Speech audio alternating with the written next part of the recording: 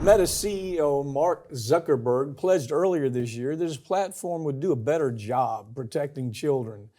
But it turns out that wasn't exactly true, and it never happened because of both Facebook and Instagram have been allowing advertisements for illegal drugs to be placed on their platforms. I've got Ring of Fire's Farron Cousins with me to talk about this.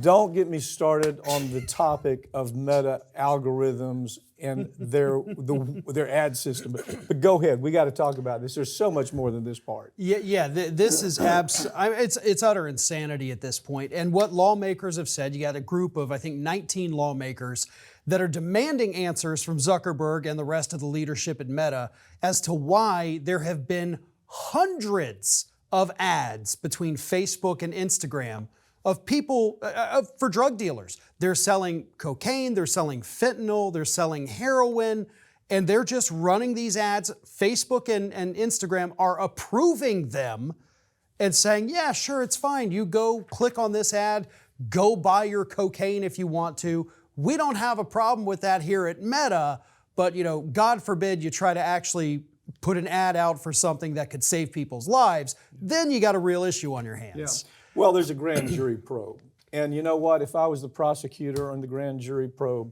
I can promise you I would get a bill on this one. And you know what? The thing about it is we think, okay, well, this isn't really Meta. This is some dark web, right?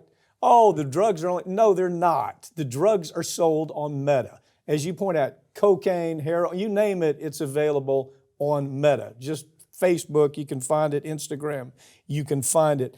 Democrats are strong on this, man. They're going after them, and they should. I mean, the Democrats are raising hell along with about a half a dozen, from what I can see, Tim Walberg from Michigan, Castor from Florida.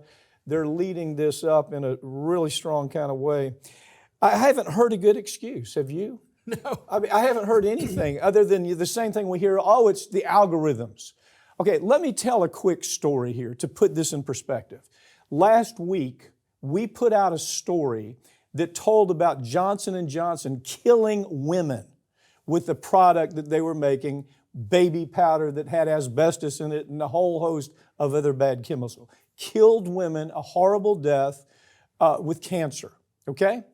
We put that out on Facebook, and even though there has been half a dozen trials where the jury came back and said, hell yes, this stuff killed those women, even after 11 judges said, hell yes, this stuff killed women, we were told we couldn't put the ad out there, we couldn't put the message out there because it didn't reach their standards, okay?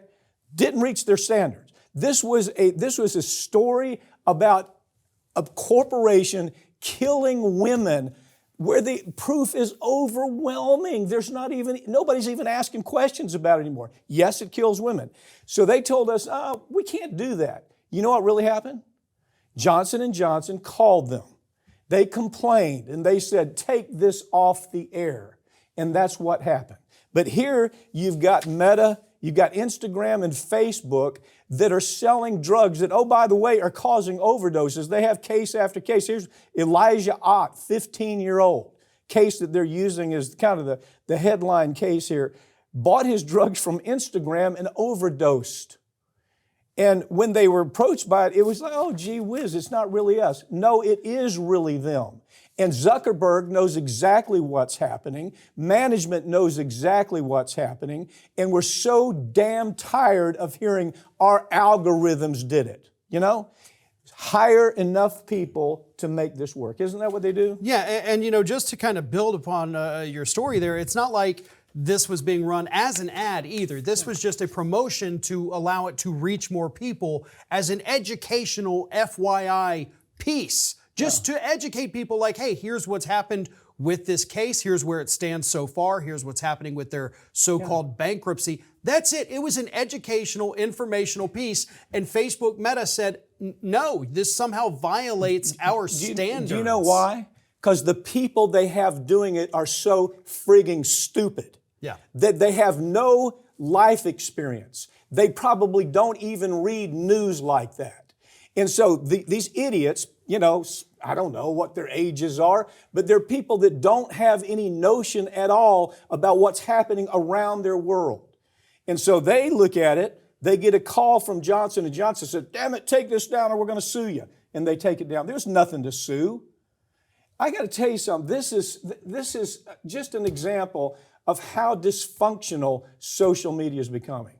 And this story right here, they're going to break some eggs on this story. I hope they do. I mean, this is far more serious than I think people realize what's happening here. The fact that it was allowed to go through it all, let alone more than 450 instances that the Wall Street Journal alone found, 450 different advertisements for illegal drugs. Guardian, Wall Street Journal, a whole host of them are finding these stories, and Meta continues to do business just like this. Now, we're going to post this article. We're going to post this story. Matter of fact, we're going to promote this story on their own site. I'm anxious to see what they do with it. What idiot, that has no world experience is going to make the decision, gee, that's slanderous, we can't say that. They're lying, like that's not true. Because they don't have enough life experience and world experience to even know what the hell is happening around them.